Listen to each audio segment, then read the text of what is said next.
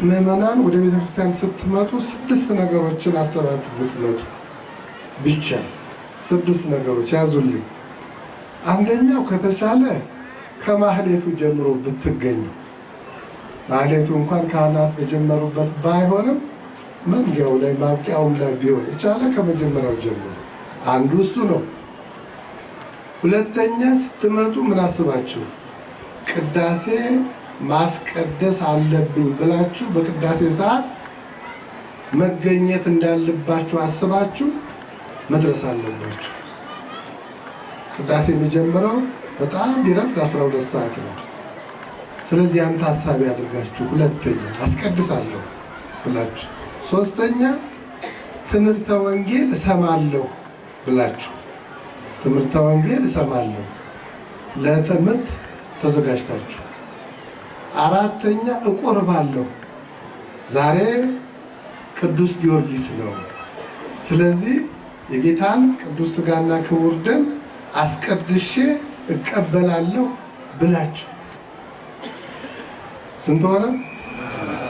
አሁን ልጠይቃችሁ ነው እንዳትረሱ። አምስተኛው ታቦቱ ንግሱ ላይ ተገኝቼ አመሰግናለሁ፣ አጅባለሁ፣ በታቦቱ ክብር በዑደቱ ጊዜ ይገኛለሁ ብላችሁ።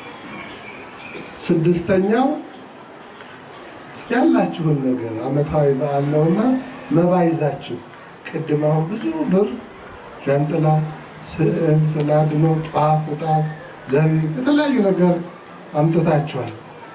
ይብዛም ይነስም 5 ሳንቲም የሚሆን 10 ሳንቲም ቤተ እግዚአብሔር ስትሄድ ባዶ እጅህን ራቁትህን አትሂድ ይላል። ልክ እንደዛች በሉቃስ ወንጌል ምዕራፍ 18 እንደተጻፈችው ሴት 2 ሶልዲን የነበራት አንዲት ሴት ነበረች።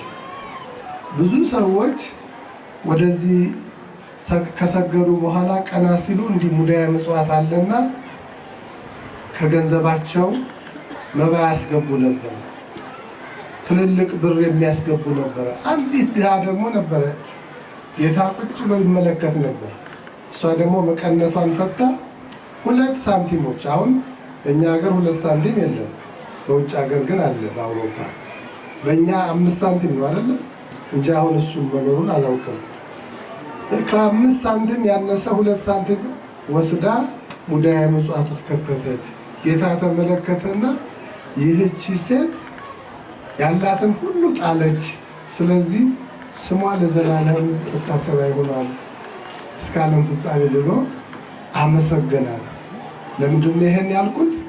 ቤተ ክርስቲያን ስትመጡ አሁን ቅድም 50 ሺህ ይሰጣል ትልቅ 20 ሺህ 25 ሺህ 30 ሺህ 10 ሺህ 5 ሺህ 1 ሺህ 100 ይሰጣል። 5 ሳንቲምም ቢሆን ይዛችሁ ነው። የክርስትና ሕይወት ነው ምጽዋት መስጠት። ለመስጠት ብዙ ባለ ብዙ ገንዘብ መሆን አይደለም። እንደዚህ ሴትዮ ያለን ነገር በቃ ይዞ መምጣት ነው። እና 6 ነገሮች በዋናነት ይዛችሁ ብትል መቅረብ። እስቲ አሁን ቁጠሩልኝ። ምን እንዳልኩት ቁጥር 1 እስቲ ምን ነበር ያልኳችሁ? ቢቻላችሁ ማለት በቃ እኔ ከካህናቱ ጋር ምንም ግዕዝ ቢሆንም ባልችልም ብርድ ይከላከላል ይባላል። ሲዘን ነፍስ ትዘምራለች፣ ጽድቁ ግን ይቆጠራል።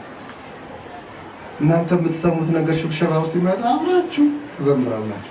አንድ ሁለተኛው አስቀድሳለሁ ብሎ አስቦ መምጣት። ሶስተኛ ጥሩ ቅደም ተከተሉ ግድ የለም። እቆርባለሁ ብሎ መምጣት። አሁን ቅድም የቆረቡት ቆጥሬያቸዋለሁ። ትንሽ አሁን ያሳፍራል። 12 ወንዶቹ 6 ሴቶቹም እንደዛው 6 ካልተሳሳት 2 ወይም 3 ህፃናት በድምሮ 15። አሁን ያለነው ግን ስንት ነው? እልፍ አእላፋት። መጨረሻ አሁን ደስ ይላል እኮ አሁን እንዲህ ሲያዩ ኦርቶዶክሳዊ ህይወት አስቀድሶ መቁረብ እንጂ አስቀድሶ መሄድ አይደለም። እንደ ኳስ ሜዳ አይደለም። ኳስ ሜዳ የገባ ሰው የሚጫወቱ ምናልባት በዚህና በዛ የተሰለፉ ሰዎች ናቸው አይደለ? 11 ሰዎች ሊሆኑ ይችላሉ። ሌላው ግን ስቴዲየሙ ላይ ቁጭ ብሎ ተመልካች ነው አይደል? ቲፎዞ ነው። በክርስትና ሕይወት ቲፎዞ የለም፣ ሁሉም ተጫዋች ነው። ምን ማለት ነው? የቀዳሾቹ ቀሳውስት፣ ዲያቆናትና ጥቂት የሚቆርቡ ሰዎችን ብቻ መመልከት ማድነቅ አይደለም። ሁሉም ተጫዋች ማለት ሁሉም ቆራቢ መሆን አለበት።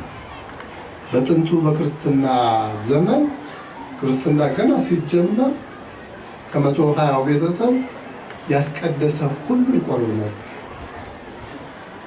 ቁርባን ያልቆረበ ተጠምቆ ክርስቲያን ሆኖ ካልቆረበ ጥርጣሬ ለምንድን ነው የማይቆርበው ይባላል። ምናልባት የማይቆርበው ትምህርት ላይ ኖሮ ገና ጥምቀት ያልተፈጸመለት ገና ትምህርት ላይ ያለ ከሆነ ብቻ ነው። ያ ደግሞ በቅዳሴ ጊዜ ታስተውሉ እንደሆነ ጻውን እውሰ ክርስቲያን የሚል ያቆኖ ሲያቃጭል እሱ ማለት አሁን የማትቆርቡ ክርስትና ያልተነሳችሁ ገና ዝግጅት ላይ ያላችሁ እስካሁን የነበረው እናንተን የሚያሳትፍ ነበር። አሁንም ግን የአማኞች ቅዳሴ ፍሬ ቅዳሴ ነውና እናንተ ውጡ፣ ወደ ትምህርታችሁ ስትጨርሱ ስትጠመቁ ሙሉውን ትሳተፋላችሁ የሚል ነው። ከዛ በኋላ ግን ያለው ሁሉም ነበር የሚቆርበው። በሂደት ነው ሰው እየደከመ እየሰነፈ ምድራዊ ነገር እያሸነፈው የተለያየ ምክንያት እየፈጠረ ተጠምቋል፣ አምኗል፣ ማኅተም አለው፣ ለብሷል፣ ተከናንቧል፣ መጥቷል፣ አስቀድሷል። ጥቂት ሰው ይቆርባል። ይሄ ኦርቶዶክሳዊ ስርዓት አልነበረም። ኦርቶዶክሳዊነቱ መመለስ ያለበት አሁንም በዚህ መልኩ ነው። አሁን ባለቀ ሰዓት ሲመጣ ብዙ ሰው ይዘፍናል። አሁን ካለቀ በኋላ ብዙ የቤተ ክርስቲያኑም ድግስ ይኖር ይሆናል፣ በየቤቱም ድግስ ይኖር ይሆናል። መብላት መጠጣት አለ። በዋናነት ግን የዛሬው መብል መጠጥ የክርስቶስ ሥጋና ደም ነው። ካህናቱ ሁሉ ማህሌት ቆመው አስቀድሰው ቀድሰው ይቆርባሉ። ምዕመናኑም እንደዚሁ። ይሄ መንፈሳዊ እድገት ይባላል። ስለዚህ እድገታችን እንደዚህ ይሆናል። አሁን ይሄ ቤተ ክርስቲያን 140 ዓመቱ ነው እንግዲህ እኔ ስቆጥረው ከ1878 ጀምሮ 139 140። አሁን ግን እድገት አሳየና ይኸው አጥሩ በብሎኬት አዳዲስ። ይሄ እድገት ነው። ይሄ የቁሳዊው ነገር እድገት ነው። እኛ ደግሞ እድገታችን የማይቆርብ የነበረው መቆረብ ሲጀምር፣ ጠዋት የማይመጣው ጠዋት መምጣት ሲጀምር፣ የማያስቀድሰው ከረፈደ በዓል ካለቀ በኋላ የሚመጣው ከጠዋት ጀምሮ ሲመጣ እድገት የትምህርት ውጤት ነው እና መንፈሳዊ እድገት ያስፈልጋል። መንፈሳዊ እድገት ሲባል በብዛት መገኘት፣ ሁሉም የቤተክርስቲያን ልብስ መልበሱ ብቻ ሳይሆን መሆን ያለበት ነገርን አብሮ ሲያደርግ ነው። ባለፈው በትንሣኤ ኢየሩሳሌም ቀድሻለሁ፣ እንደዚህ ያህል ሕዝብ የነበረ ሙሉ ቆርቧል። እኛ እግራችን እስኪንቀጠቀጥ ድረስ ወገባችን ተንቀጠቀጠ። ከቆራቢው ብዛት ቀድሰን አቆርበን ማለት ነው። ይሄ ነው እድገት ማለት። እዛ ሄደው ሁሉ በቃ ቆርቧል። ቤተክርስቲያን የመጣ ቤተክርስቲያን ኢየሩሳሌም መቁረብ አለበት። መቁረብ ደግሞ ሲባል ለድህነት ነው፣ ለህይወት ነው። ስጋዬን የበላ ደሜን የጠጣ የዘላለም ህይወት አለው ብሏልና፣ ስጋዬን ያልበላ ደሜን ያልጠጣ ከኔ ጋራ የዘላለም ህይወት አይኖረውም ብሏል። ስለዚህ ልጁ ምዕመናን የዘላለም ህይወት እንዲኖረን እንፈልጋለን ወይስ አንፈልግም? ከፈለግን ታዲያ ስጋውን እንብላ ደሙን እንጠጣ። ይሄ ነው ህይወት የሚያሰጠን። የቤተ ክርስቲያን ድግስ የመጀመሪያው እሱ ነው። ይህ ቀጥሎ ያለ ስጋችን መልካም ነው፣ ግን ሁለተኛ ነው። ዋናውን ከቆረብን በኋላ ይሄ ደግሞ የእድሜ የጾታ የስራ ጉዳይ የሚወስነው አይደለም። ንጉሱ ሁሉም ይቆርባል።